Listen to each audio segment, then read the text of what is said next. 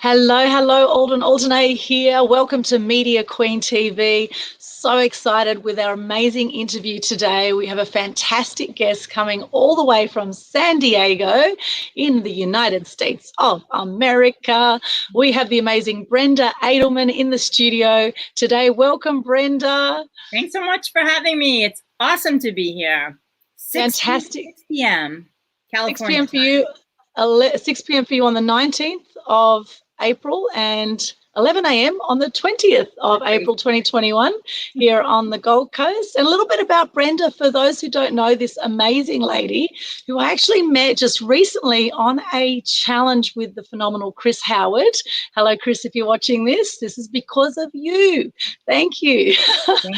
Now, a little bit about Brenda. She has traveled the world presenting her life story in a one-woman stage show, My Brooklyn Hamlet, speaking on the message of her story, forgiveness and using our stories to live on purpose, and leading self-forgiveness workshops and story workshops for audiences as diverse as women prisoners, youth at risk, the US military, for peace centers, grad students, and spiritual communities. She's been nominated for awards, won awards actually for Best Actress, Hero of Forgiveness Award from the Hawaii International Forgiveness Project, and she's a critically acclaimed performer. Her show was a critic's pick at the International Theatre Festivals in Los Angeles, Orlando, and San Diego. She teaches entrepreneurs how to be confident on video and has been interviewed on over 200 podcasts, radio shows, publications, network and local TV, including Fox TV News and NPR. And today we're going to be talking about making your story unforgettable on video, as well as hearing more about Brenda's extraordinary story. Wow, Brenda, that is amazing. Some of the things you've achieved, phenomenal. How does that feel when I read out your bio? Like, how do you feel with that? I'm feeling my age. I'm feeling like I've done a lot in this body, this body of work. No, I feel really honored. I feel like I'm really passionate about what I do, and that's why I've been able to accomplish this much, because I'm super passionate about my why. And you have such a phenomenal story. Actually, the second person I've met now who's had a story similar, and I just connected you recently on Facebook. So I'd love to hear some of that story, because it's extraordinary how you've come from that to where you are today. And I'd love to know that journey for you. So if you can maybe start right at the beginning and share a bit of your upbringing and some of the traumas and hardships you've been through and how you've come through that, that'd be awesome. Yeah, well, I grew up in Brooklyn with very big characters. My dad was an alpha male, Guido, Jewish, but wanted to be Italian. And my mom was this bohemian artist. They were really polar opposites, which of course attracted them to each other, but it was also really toxic. It was, they had this love-hate relationship. And, over the years, there was a lot of passion, a lot of sex, and there was also a lot of cheating and fighting. And so, that seemed like it was normal to me, although it never felt normal in that for me, I always kind of wanted to be invisible. I wanted to be so good to both of them when they weren't good to each other. But I loved them fiercely. I was codependent with them. There was a lot of love. And then I was an adult already at this time, but in 1995, I had fallen in love with someone. I got engaged, moved in with him in California, moved from New York. And 10 months later, my mother was shot in the head by my father, and he killed her. And then within a month, moved in with my aunt, my mother's sister. And my world was just kind of blown apart with that bullet, really. And so I lost my family in that one night, went into a really dark depression. And it was a few things, but I was already an actress. And it was in an acting class about a year after my mom died. I went back into acting, and I was kind of hiding behind the characters. And couldn't express myself, or I'd start crying. And then it was actually through writing a story and a storytelling exercise in that top acting class in LA that I ended up writing what is now my critically acclaimed one-woman show. When I put it on stage, I was so filled with shame. I hadn't done any of the inner work I've done over the years. It was just this inner calling. I was like, I have to speak my story or else I'm going to suffocate. I am going to die. And I remember getting on stage. There were 100 people in that class, being so terrified, but something bigger than me was like, I have to say what happened. And what I will say is, the exercise was about being true to yourself. And I also, because I had been an actress, I knew how to I knew how to say dialogue. I knew how to tell a story. And because I happened to be a big character, like my family was, you know, there was humor in it too. And just intuitively, I didn't really know how to write a story. I hadn't gone to classes then, but intuitively and just from acting as much as I had in reading, I put up a piece that I got a standing ovation. Someone wanted to work with me, then a director, then a theater wanted to produce me. And so that short piece, I wrote it out into a full-length one-person show. And then I did it the first time in LA many, many years ago. And people would laugh, people would cry, and I would literally go home and like not even want to live because I hadn't dealt with the inner stuff. And so I took time off. I went and got a master's in spiritual psychology, and I kind of learned like, well, no longer why did this happen to me, but okay, it happened. I'm going to be in acceptance, and how do I go on from here? And with that, I took my dad to court for wrongful death. I made that decision because before then I was kind of in a love-hate relationship with him for the years after my mom died. I took him to court for wrongful death. He ended up skipping town, but I took him to court not from a place of, I hate you, I'm going to punish you, but from a place of self-honor, which is kind of what I learned in the master's program, how to forgive. And it was forgiving my father that really freed up all my energy. I rewrote my one-person show. Kind of my life opened up to me when I forgave my dad. And so that's why I'm so passionate about teaching people how to forgive, like not just, oh, forgive, like there's a step. I have a 3-step process. I actually wrote a book on it. I taught workshops about forgiveness and, you know, setting healthy boundaries at the same time, and then writing and presenting my story. I've had the honor. Did my video just go out or no? Maybe it's just no. Okay. You're still with I've had the honor of, you know, presenting my story on stages all over the world and doing talkbacks afterwards. And this might be something for your viewers. I was afraid my story was too big and nobody would relate, but there are always people that relate because they might not have what happened to me happen to them, although even you know someone who has, but who hasn't had betrayal, you know, loss, grief, anger, like all these things. And then on the other hand, there are people who think their story isn't big enough. And the truth is it's the same thing. There are people that don't share those moments of being lonely and not having anyone there. Like it's all so beautiful, and it's all so much about humanity. So that's why I'm so like, I'll never stop sharing my story, even though sometimes, you know, I've said it so much to hear it myself, because I know someone in the audience will not feel alone once they've heard what I've gone through, and maybe be inspired that they can be happy again. Extraordinary story. Wow. And to have it so close to home, so many people have these love-hate relationships with people in their life, and to have it with family, I can imagine how hard that must have been for you. And, you know, it's similar to my friend Donnelly Perfect, and she shares her story about her father stabbed her mother to death, and she witnessed it.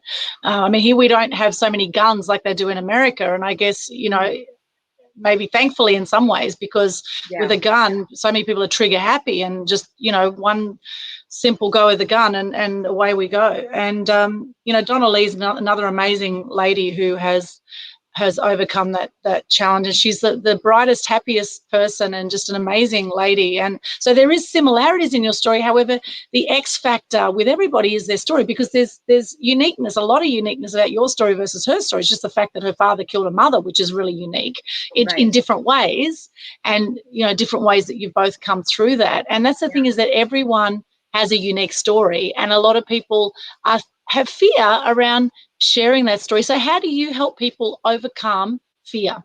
Yeah, I have made every mistake in the book, as far as like, I just didn't have anyone really showing me what to do. I would study with different coaches, get different directors, this and that, but I didn't know about this inner piece, like really how to deal with this fear. So when I teach the crafting with the healing from your story. I would never say someone has to be completely healed when they share, because there's healing that happens while you're sharing your story. But the way to deal with the fear, well, first of all, you want to look at if it's real fear or if it's imagined fear, because there's all different kinds of fears. Some of the fears people have are that someone's gonna sue them. Let me give an example of that one. I used to do an in-person class here in San Diego way back when they used to have in-person classes, which I hope they'll have again. But I do an intro class, and this woman came who was she probably was over 70. And she came and she was so fabulous and so vivacious. And she really, really wanted to tell a story about a love affair she had had. And she'd wanted to for years. And so I asked her why she hadn't written it. And she said, well, it was with a celebrity and she was afraid she'd be sued. So I just asked some real questions like, well, when was this? Turns out it was like 50 years before. The man was 30 years older, already dead for like 30 years, and in another country. That was not a real fear that she's in a small workshop in San Diego, that someone is going to do that. That's what we imprison ourselves with, like this feeling like we have to take care of other people. There was someone else I remember who really, really wanted to tell her story, but she was afraid of what her brother would say. And I'm like, if you're over 40 and you're not living with your brother, first of all, you don't have to invite him there, to see it. But when do you take dominion over your life and your story? And I'm not saying that there's not consequences, because I have, family members in my show, but I never say to vilify anyone. I just say the truth from you. And I had another client, a VIP client, who didn't want to tell her, she didn't want to jump into her brother either. Again, it's from, was in her late 50s. And this is from when she grew up, but it's that dynamic in the family that he was a bully. But the character was so freaking rich and funny. So I was like, all right, you don't have to say it. You don't have to do anything publicly. And what was so funny with her, because it was such a good character, and she wasn't vilifying him, but she decided to go to her hometown and actually do the show with that. And he was in the audience, and his kids were in the audience, and he was not too happy the first night.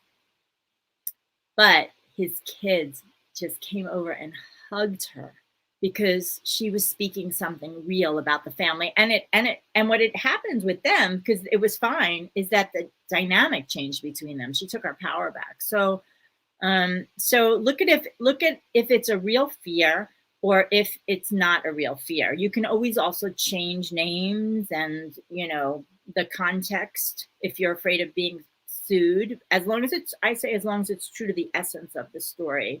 The other fear is fear of judgment, fear of people judging. Here's the thing about that. I always say people are gonna judge us if we're too big, what we consider too big, or if we're too small. I spent so much of my life trying to be invisible and being too small. I would much rather be judged by someone who thinks I'm too big, by telling my story or acting or doing something I want to do. I think, you also, the other thing is the fear of not being a pro out of the gate. You have to be willing to be bad. But why I teach is because you don't want to be bad on stage and get reviewed, do it, work with the coach, work with the director, so that you have the basic stuff down before you go in public. And I'm the same way with that on video. It's like, I know there are gurus and everything that are like, for entrepreneurs, go do your video, just go live, just go live. No, don't go live when you're an expert, but you're not showing up as the expert you are, because there's just some skills you haven't learned yet, because your ideal clients won't even listen to your message. You know, you'll be forgettable versus really unforgettable. Yes, yes. And at the same time, you know, things will never be perfect either. So I guess the thing is don't let perfection get in the way of progress at the same time. And that comes up for a lot of people. And, you know, the fear comes up with excuses like, I'm not ready yet, right? Right. Yeah, that's the other thing. You have to be willing to be bad. I am saying, you know, don't be perfect, but I'm also saying if you want to be great, you got to be terrible. But I'm saying don't do it in public if you don't have to. Don't be terrible in public. And also, you know, the reason I started teaching video is because I had so many coach friends who didn't have the acting training I did. And they would tell me that they would like be sweating. It would be like 2 hours. They'd be doing like 20 takes of video. And I'm like, I have to teach this because I just, from my history of acting, I know how to do this. Yes, absolutely. And, you know, always seek out a mentor if you're stuck. You know, there's lots of people who will support you in this. Now, you mentioned forgiveness earlier, and, you know, forgiveness is such a powerful thing. And then moving from forgiveness to gratitude, to actually looking for what are the gifts and everything, because, you know, I believe in karma. I think if people are going to do bad to others or do harm to others, karma will come back. So it's not like you have to actually go out and make justice happen, because justice will happen in the way that the universe works, right? So some people feel better that they've taken action, like you actually took your dad to court, which is interesting, right? So, and do you feel really that justice was done as such with that? No. Well, it wasn't because we did win a $2.2 million judgment. My father never even showed up. He skipped town, and I ended up never seeing him again and never collecting. So justice, like you think justice, here's the thing, people want justice, but do you ever really get it? Because one of the things I thought was justice is I just wanted to find out what happened the night my mom died, the specifics. Well, would that have really made me happy? But, you know, would I have been like, oh, okay, I found out the very specific circle? No, it wouldn't have. And also for me, I was so torn because I wanted my father to go to prison for a long time. He only served 2.5 years. But then on the other hand, I didn't want him to serve a day. I wanted to win that judgment for principle, but would I have ever really wanted to take his last dollar? No. So it was very complex. I feel like when we are like, we need, like there's a time, like in my forgiveness process too, it's like there is a time to feel like a victim and even feel that anger and that vengeance and the revenge. But if you ever feel like something outside of yourself is going to make you feel better, it doesn't happen. It doesn't happen.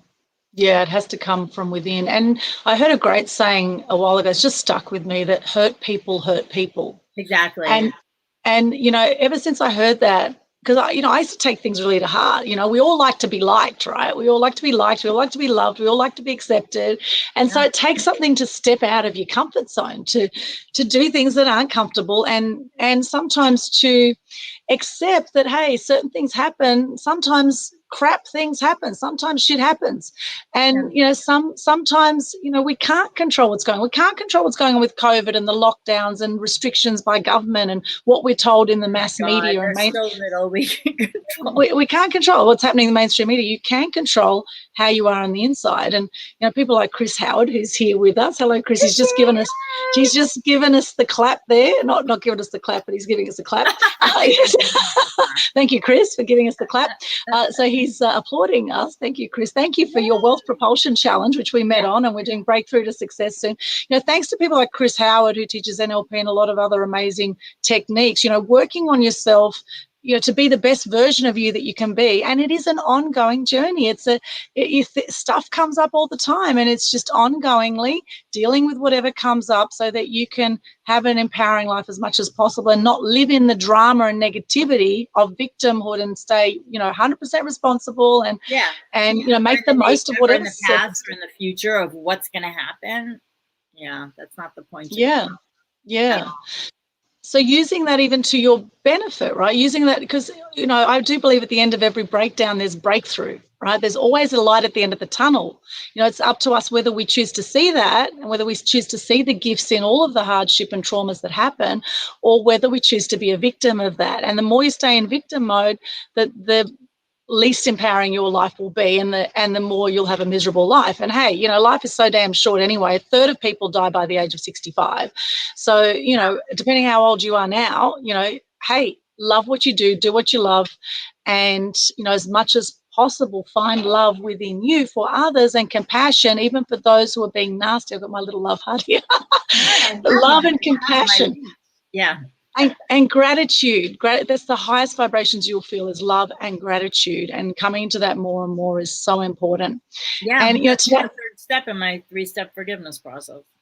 Yeah. Oh, beautiful. Fantastic. Fantastic. Now, making your story unforgettable on video. Now, this is quite a big topic, and I'd love to hear your tips on this for our viewers. And if you have any questions watching this right now, whether you're watching on YouTube or Facebook, please pop your comments in the chat. We'd love to hear from you, or any tips that you have on making your story unforgettable on video. Then just pop into the comments and we can share them on screen here. So what are your tips, Brenda, for this? Well, I have an interesting perspective, I think, today. I might not have talked about this at the end of last week, but I just filmed what is usually my stage show at a theater yesterday, excuse me, here in San Diego.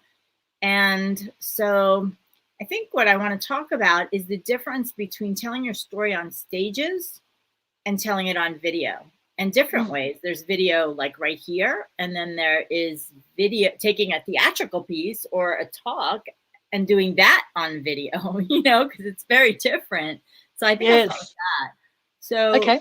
Of course, the foundation is just making your story unforgettable. So it's taking out, like little tips for this. It would be taking out repetition of things that your audience is going to be like, why is that in there? Or she or he said that like 5 times before. It's not moving the story forward.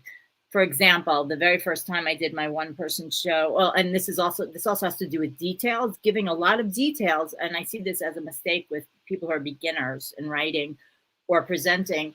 They give you so many details that people don't care about it. It's like, think about it if you're talking to someone.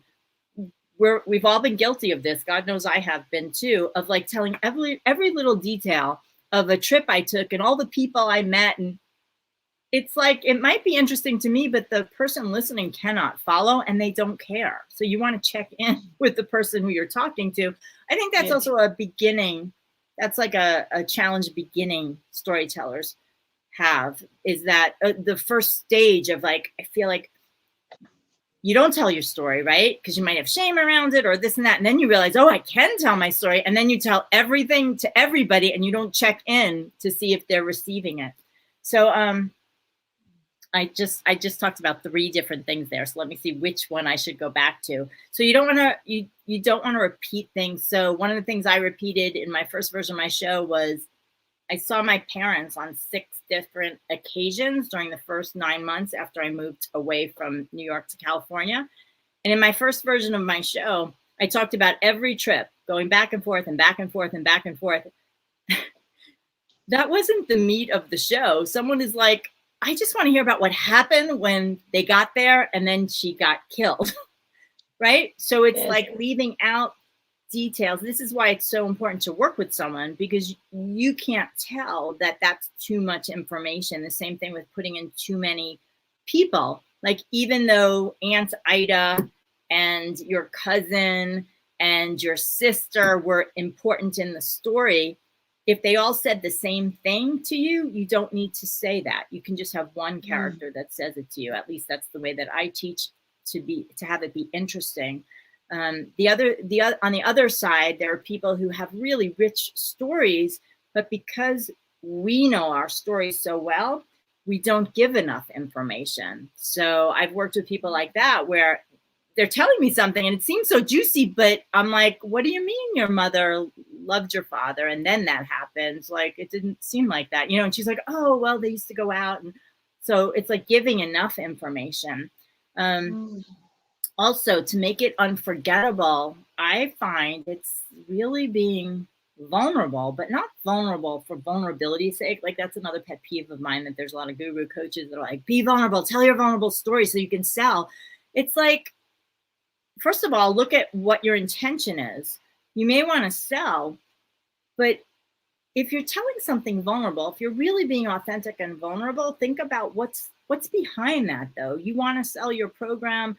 You want to get them to know you. You want them to be relaxed. You want the audience to understand that you understand them, that you've been through some really hard things. Like, look at the things behind that. And then again, if it's going to be a vulnerable story, because I've seen this happen too, make sure you're healed from it, or you can get healing from it so you don't tell it. Because I've seen this happen too. You know, people be interviewed, they share this really vulnerable story. First of all, they don't tell it very well because they're all kind of hiding at the same time as sharing it. And that's the other thing, the video picks up everything.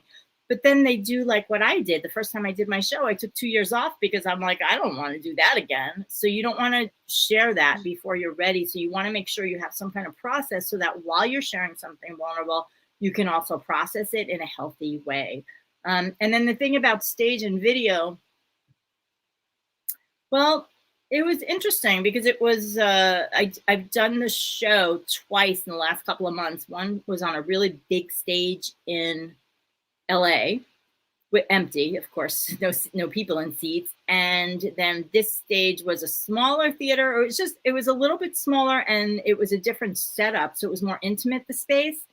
And so they really asked me to make it more of an intimate production. So I basically had to, I'm a pretty bold actress. That took me a long time, but I can fill up a big room. And I had to pull it back for the camera, but not lose my energy. So that's a technique, of course, like you probably know too. It's like, how do you pull back the anger, but you don't want to pop the microphone for the people who are listening, but how do you not make it flat? So that's kind of more of like an acting presentation technique, but it's different. And I also so this was in the theater. And then I also I did pieces for my story for some storytelling slams and festivals. And that was just for my home office. And it's different. So instead of like at the theater, I'm looking at everybody.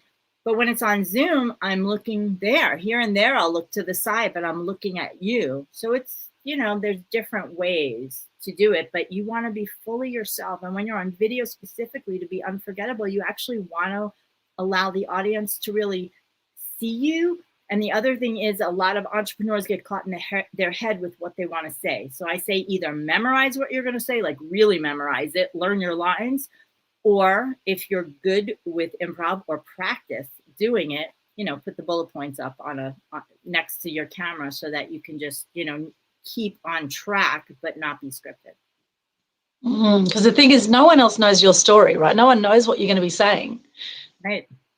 So the more you're in your head about what you're going to say and how you're going to say it. It's like when people do presentations, they go, oh, sorry, I forgot that bit. Well, we don't know you forgot that bit. I know. It's so true. It's so true.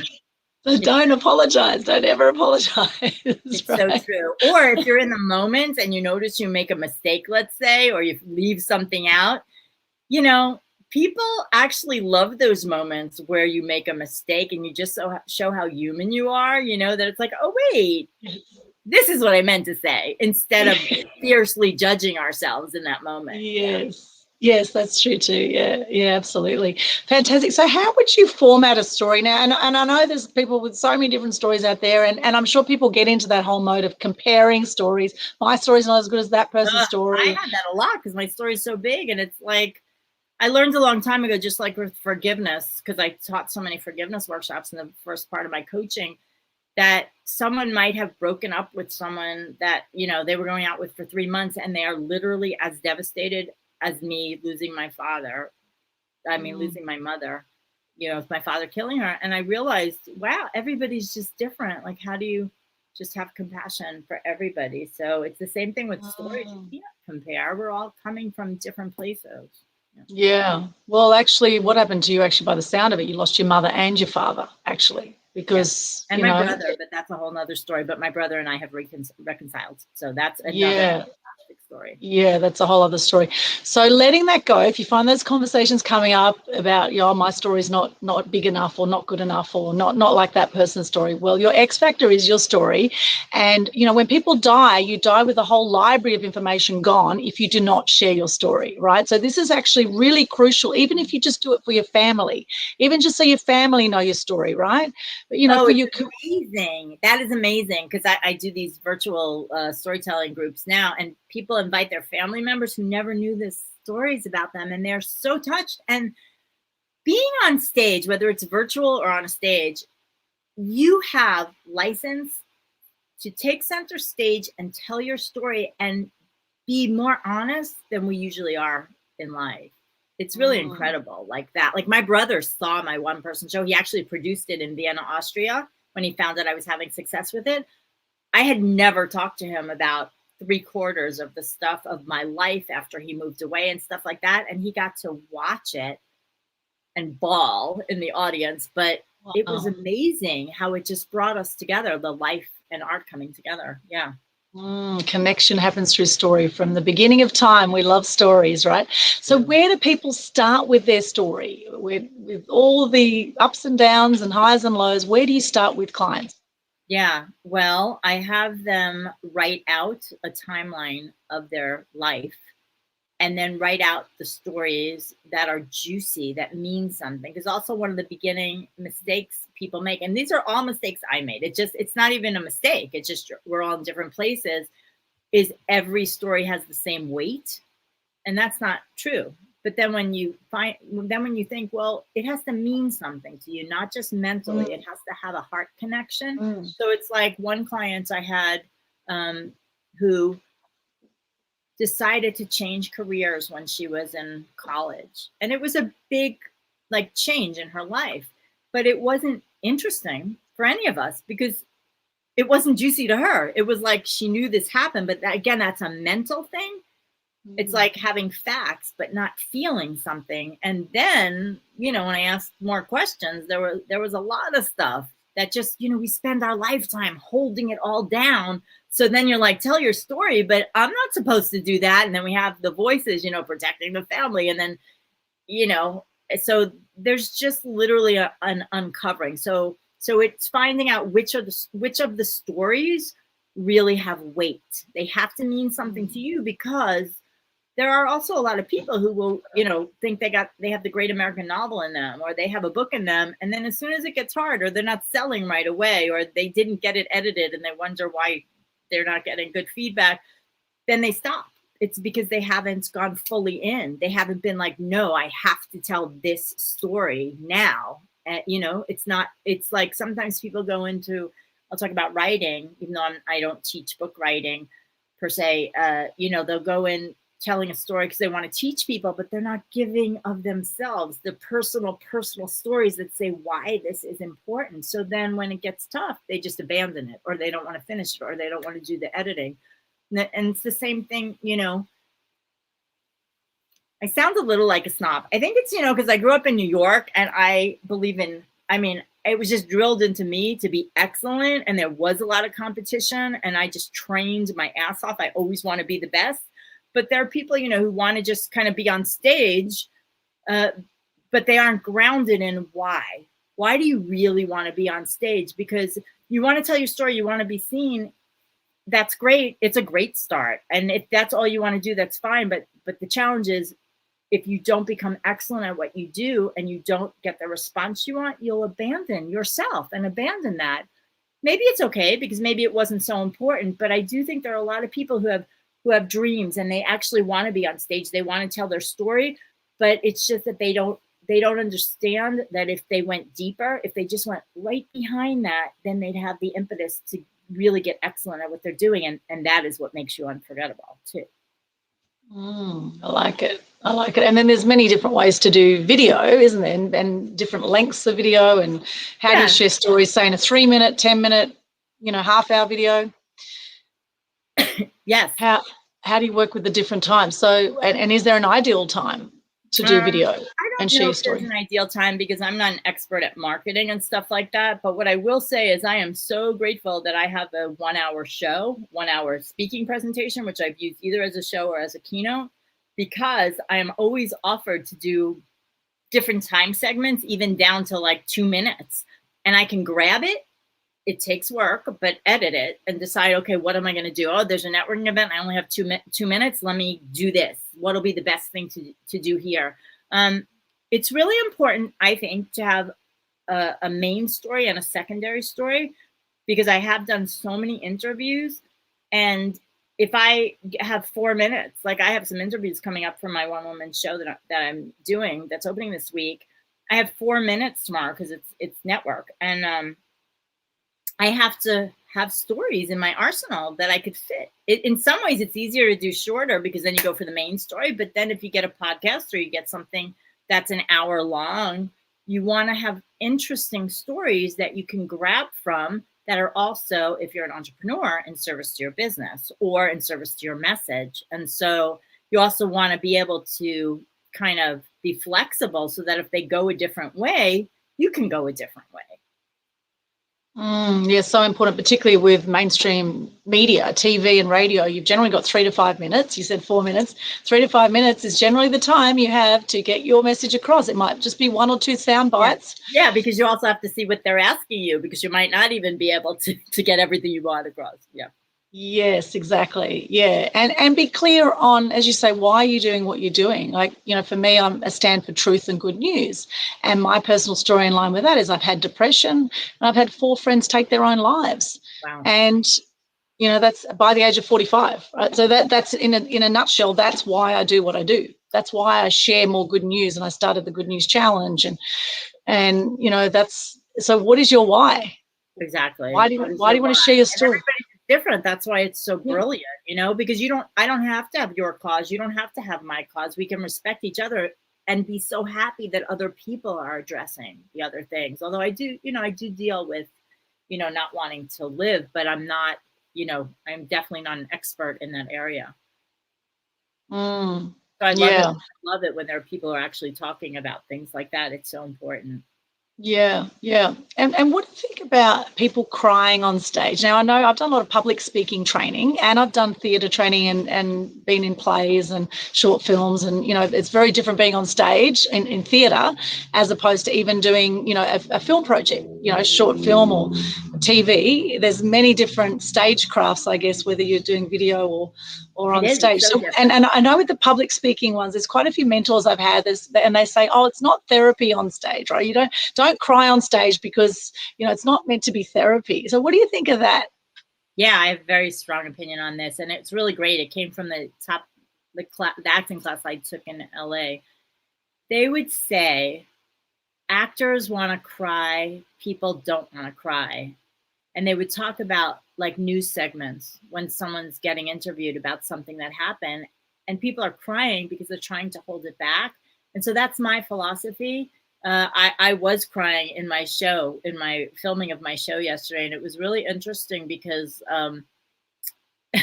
because it was kind of devastating for me because it was real in the moment. But I know that happens sometimes. So I just allow to see if I'm in the moment and I'm playing the moment. Sanford Meisner, the foundation of my acting that I studied was living truthfully under imaginary circumstances. In the moment, I'll let it happen and just be with it like I would be in real life. If I'm crying because I'm so devastated in real life, I'm going to cry. So why wouldn't I share that on stage? But if I'm pushing and I'm like, I'm going to cry, then then I would say don't do that, but we are fully rounded. We have so much in us. It's like, that's what I love about being on stage is that if you're angry, be angry, like know the technique so that you don't have to push or push if you have to until you get it. And then know your job is to like contain that anger, just like in real life or let it out in moments when you can't take it anymore. Here's the thing. In real life, it's not so pretty. People get triggered. People yell when they don't mean to, or they cry when they really don't want to. So you want to bring that to this. That's what makes you unforgettable. Just being willing to be open enough in your instrument that you can go there. Expressing the full gamut of emotions. And I think of a great film. Great films make you laugh and make you cry, and you go Right. through all those emotions in between. Yeah, However, wait, if it's let me say one thing. That sure. therapy thing is a really good comment, because there are people, here's what happens. They start to express themselves, but they haven't worked. That's why I say it's so important to do the inner work. They start to express themselves, and there's that fine line of then they're in that pain. They're not one step ahead of the pain or having the witness there. So that's probably what that speaker trainer was like. It's not therapy. This is not for you to like dump it out on the audience or get so caught up in it. You have to have that witness there that's like, okay, I'm going to pull it back now. Yes, yes. If you're a bawling mess on stage for 5 minutes, then people aren't going to really get much from Yeah, that. it's going to be hard to find your thoughts. Like if it happens, so be it. But how about doing the inner work at the same time, or waiting a little bit before you share that? Yeah. So coming from the heart, coming from within, sharing. So knowing your story to the point where you know what you want to say, the main points without going into too much detail or, wandering off on different tangents. So staying on track is really important. Knowing the main things you want to cover, knowing your why. What are some other things people can do to build their confidence to do a one-person show or to be unforgettable? Get yourself in class or with a mentor or a coach. I offer virtual classes now. I'm in the middle of one right now. Oh, yes, I am in the middle of one right now. Yes. That's actually the biggest thing I would say. Like I was in master acting classes for 10 years. It's not like this came from nowhere. And I've hired different directors along the way. Like I literally just started working with a director because I hadn't had one in a couple of years. And I was like, it'd be really cool if I could find the right person who I know can see things a little differently than me. So confidence comes with mastery. Confidence comes from knowing you're doing what you need to do to get better, not being perfect, but confidence comes from knowing you're in class or you're with a director or you have a coach. The other thing is practicing. It's like, I know my one-woman show, which could also be a talk, which it has been, it's scripted. Knowing my lines and not like improvising in that case. Like if I want to get paid, I say, if you want to get paid for speaking, rehearse and know your stuff. Don't just improvise unless you're a comedian that has a lot of experience, because even big comedians go and do their new material. I think that's also something that comes. I think people who are beginners, and this certainly was true for me, think they're better than they are. And then professionals think, oh my God, I have so much more to do. Like it often happens. Like I can be confident that my work's good and I know there's so much more I could do. Whereas when I was a beginner and I got notes, I was like, oh, what did they think? So it's like really just doing the work. If your work is scripted, go over that. If you're, rehearsing between, it takes discipline unless you're like with a director all the time to be rehearsing in between. If you're doing improvisation or you want to be speaking, then get on stages, when the world was open, get on open mics or get on networking events, like practice until you're better. Yes, practice makes perfect, even though it's never going to be perfect, let's say. So, right, there's no perfect, yeah, and to be an expert, call it.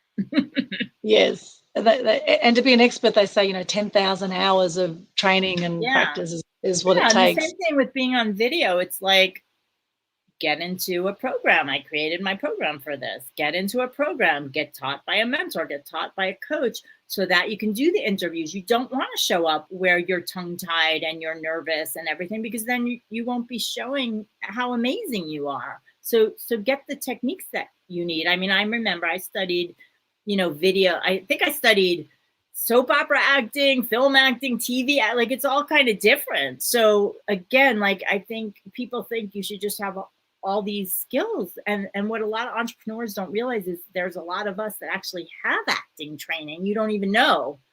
So we compare ourselves, and you're not really comparing apples to oranges, because we've been on stages, we've been doing videos. So I wish there was more information about that. So that, start where you are, but don't be afraid, because these are teachable skills. Yeah, absolutely. And they say you're either going to, pay with time to save money or, invest some money to save time. And obviously Right. mentors are a way to fast track your success with anything. So Yep. if you do value your time, the most precious resource, Yeah. then invest in a mentor to fast track things for you. So talking of which, you do have multiple courses, Brenda. So what's on at the moment? What can people join you with? I do. I am so excited. This weekend coming up, which is the 24th and the 25th of April, I have a video makeover weekend, and it's not going to be big because, I'm giving feedback on people's videos in there. There are two levels. There's one level where I'm doing a coaching with you, but I'm not giving you specific feedback. But then the other level, I'm giving you feedback on, 3 videos so you can get your videos, for your courses on. What happened with that program is I noticed there were several people I knew that had online courses they were creating, but they wanted to do videos, talking head videos, and they just knew their personality wasn't coming through. And so they weren't doing it. They weren't getting it done. And so I've had people come into that weekend and finally with the training I give them in there. And then also because it comes with a 7-part training with that, and then posting the videos and practicing the live streams and getting my feedback and getting the coaching. It's like their courses are getting done finally, and also practicing the live streaming. So people are going to be able to practice in there, ask me questions. And that's next weekend. And I made it for a no-brainer, no-brainer price to come in. It's really exciting. And it's also very uplifting and very positive. I don't want anyone to be like scared that it's going to be, people are already scared about getting on video. It's very, very safe container. I've run this like 4 times before. I just brought the price down for this time. Fantastic. So that's the video makeover weekend, and I think you have a link for that. Yeah, I've just put the link in the chat there. And so as soon as people sign up, they'll get my program, Charisma on Camera. That's the 5-day program, and it's about, let me just say, it's about pushing past your fear, getting the set down so that it really inspires you and your audience so people don't scroll. It's about prepping like a pro so that when things go wrong, and they do sometimes, you are solid. It's I give really cool acting technique to kind of jump into your confidence when you might not have your confidence yet, and also a scripting technique using improvisation. Also, I have a training in there about your voice using variety so that you're interesting on those interviews, and also on the power of storytelling. Wow, sounds amazing. And what's the investment for the video makeover weekend? It's so amazing. So for the whole weekend, the Facebook group, the 4 coaching calls, Charisma on Camera, the bonuses, it's and my feedback on 3 of your short 5-minute videos. Very specific feedback. It's only $247. Wow. And then for people who aren't ready for that quite yet, it's everything except for the feedback on the videos, and it's only $97. Wow, that's amazing. And that's US dollars, and which is just a little bit more Australian. Yeah. However, that's crazy value. Yes, that is unbelievable. I haven't had that price since I did it beta a year ago. But I want to reach more people, and I love doing a community thing, like having a weekend as well. In this world right now, I like having that community, and that everyone's always so supportive. So. Amazing. That sounds extraordinary. And do you find with the people you're working with, are there some common themes in the stories, some common themes that keep coming up in people's stories as they share or put together their one-person show? Yes. Unfortunately, there's a lot of suicides in the family, and sexual abuse and abuse. And I think it's because, I share so honestly about what I've been through that I create a safe space. But it's people that they've done work on it already. So they're not completely like raw. Although there was one woman, it was so amazing. She's a very spiritual person. Her mother committed suicide about, I can't remember now. I think it was like 7 years ago or something like that. And she's probably in her 30s.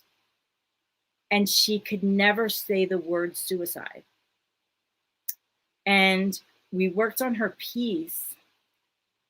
And not only was she able to say the word, but she was able to share the piece with one of her mother's friends.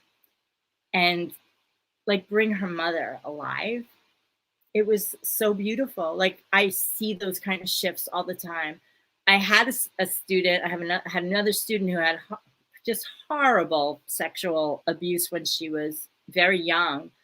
And I don't make people share stories about that. In those classes, people are developing like 5 to 10 minute pieces. They could do longer shows, but in 6 weeks, she wanted to tell this story. And I do share that you can, depending on where you are, and she had some acting, she jumped into different characters like her mother and all this other stuff. And during the 6 weeks, she was getting some like pains in her back, you know, all kinds of pains. I understand it. I've been through everything with my story. I don't force people to do anything. And I always advise, go to a therapist. She was doing sound healing at the time. She was always doing a lot of work, but I also can hold for energy when I know it's moving. And I do believe that unless you have horrible PTSD and you go to your therapist and they're like, do not do it, the joy is on the other side. It was so amazing. The night of the performance, because this was in person, all the pain went away and she was confident, and like all this pain that she'd had pain in her body anyway for all those years, it just went away.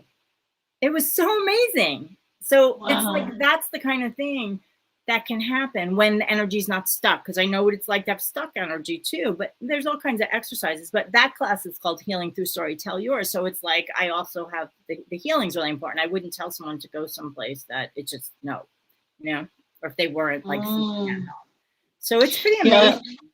There's funny stories too, but I do have to say there happen to be a lot, but I have half performers and half entrepreneurs. So we're always looking at, well, how does it serve your bigger life message, or how does it serve your business? And there's always a way to connect it.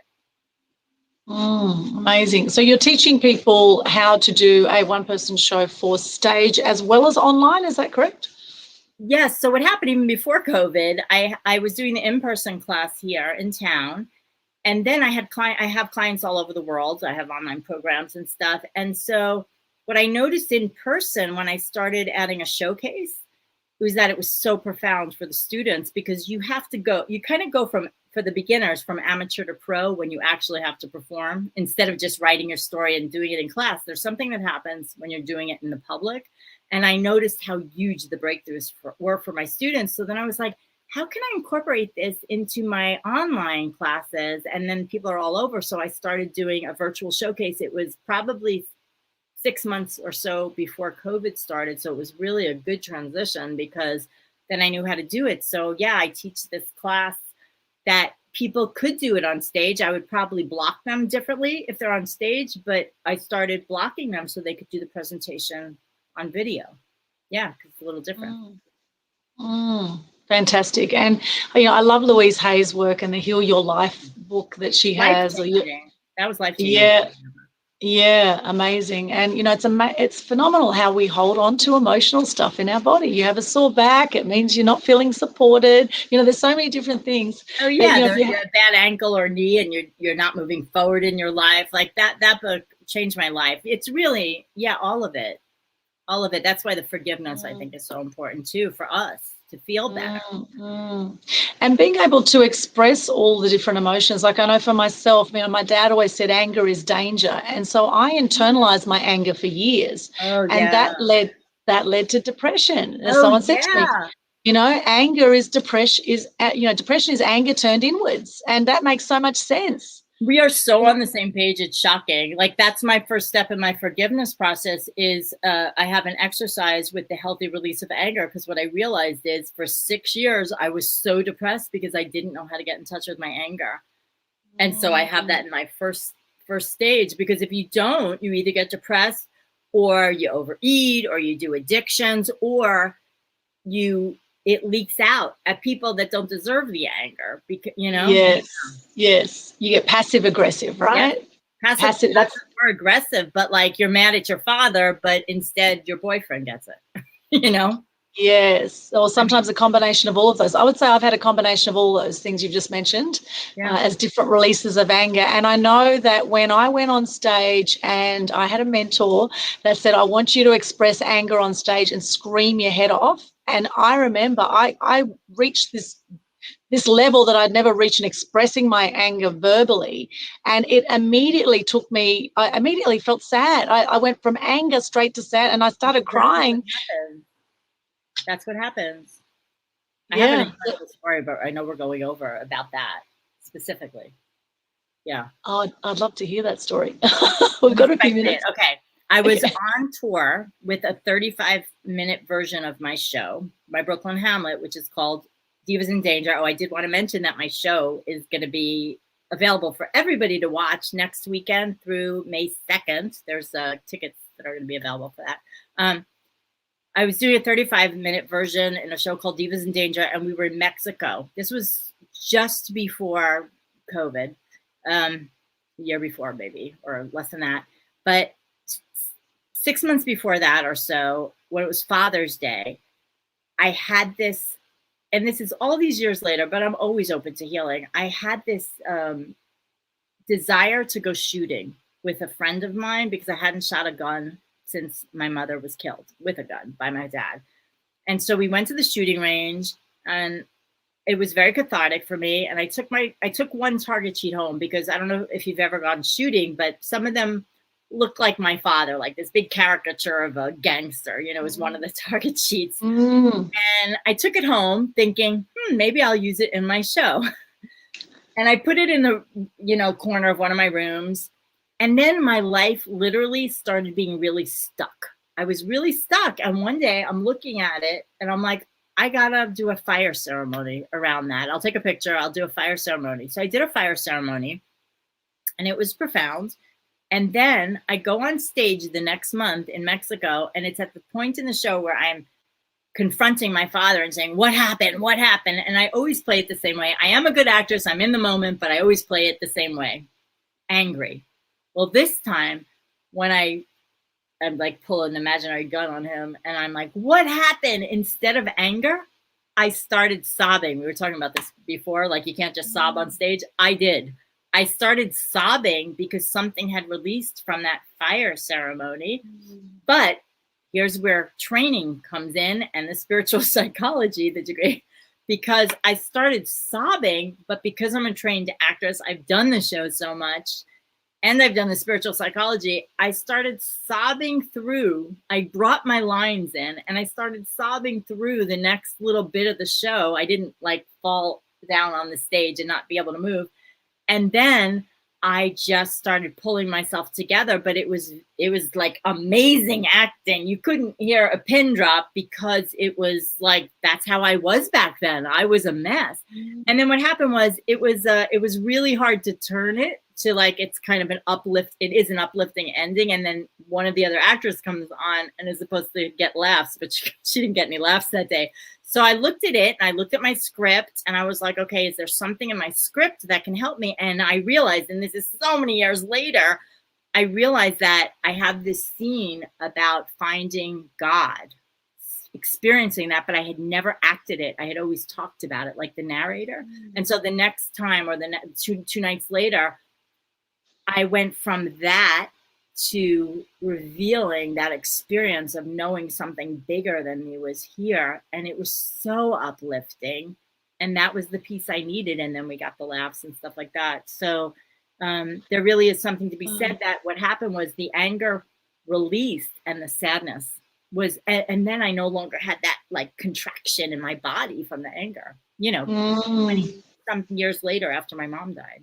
Wow, so powerful. Amazing. I would love to see your show. So for people that are local to you, where can they see your amazing well, on my show? profile page, it has it right now, but I think it's Scripps Ranch Theater. I think it's scripsranchtheater.org is one of them. And the other one is Oceanside Theater Company, but it's on my profile page, Brenda Adelman, and I can send it. I'll post it later. So next Friday, they can get it and it's streaming. It's not live, so they can watch it for the whole weekend or the weekends after that. And then there's going to be a live Q&A on Sunday, the 25th of April at 6, where they can ask me questions and stuff. Fantastic. That sounds phenomenal. And of course, you've got the video makeover weekend. Yes, I hope some people come in. That would be amazing. Yeah. Yay, and the link is there in the chat. Extraordinary, Brenda. You just are amazing. It's phenomenal what you're doing and helping people share their story. I think it's so needed. And, you know, it's a way people can leave a legacy. Yes, exactly. Thank you so much for having me. I mean, there's so many things. I'm just right there with you. It's wonderful to talk to you. Yeah, it's been an amazing connection. Thank you, Chris, for your challenge. Phenomenal connection. We're both checking each other out in the Zoom room, going, who is this woman? Exactly. We're both like, who is that? Yeah. Who's that with the fabulous hair is what I was thinking. Yeah, exactly. And the great background. Yeah. Something with the curly hair. As curly haired girls stick together. Yeah. Yeah. Well, we're going to be doing a lot more work together, Brenda. We've got you speaking at the Mass Media Tribe meetup coming up in the next few months, and we're going to be having another chat in about another month's time. So stay tuned. We're going to be following your story, Brenda, and how things evolve with you and your clients. Thank and I know you. Thank you, everyone. If also for people who are watching this, if you found something helpful, let me know what was most helpful in the storytelling. That would be super cool. And also, if you're gonna come to the show, let me know, because I can't be in the theater with you, but maybe you'll be on the Q&A, which would be cool. Yeah, absolutely. So yeah, pop your comments, any questions that you have. If you're watching the replay of this, any questions, just pop into the chat and we'll come back to that as well and answer any questions. Is there any quotes, Brenda, that you live by, or any anything that inspires you on a daily basis that you'd like to share? I tell you, I really am obsessed with Shakespeare, and one of his quotes is in my show, which is, "This above all else, to thine own self be true." And the other one is, "There is nothing either good or bad, but thinking makes it so." Because I learned, for me, that something I thought broke me, my father killing my mother, really broke me open. So it's all about perspective. Wow, so powerful. Thank you for sharing that, Brenda. One of my favorite quotes is a Margaret Mead quote, and it's, "A small group of thoughtful people can change the world. In fact, it's the only thing that ever has." Yeah, that's such a great quote. That's great. I love that quote. And it starts with you, right? If you want to see change, if you want to see change in the world, if you want to, make a bigger difference in the world, then share your story, right? We want to hear your story. Share it on video, because that's the modality right now.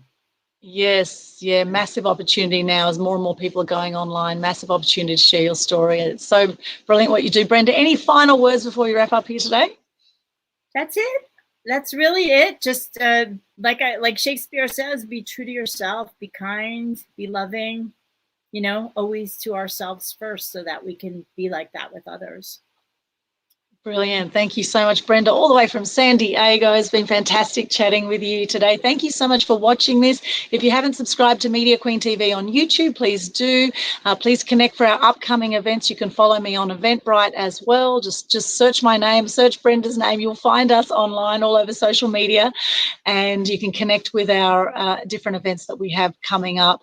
Thanks once again, Brenda. It's been an absolute pleasure, and thank you for watching. And remember to shine bright and light up all those around you. And as Gandhi says, be the change you want to see in the world. Thank you so much for joining us. Aldwyn and Brenda signing out for this edition of Media Queen TV, making your story unforgettable on video. Bye for now.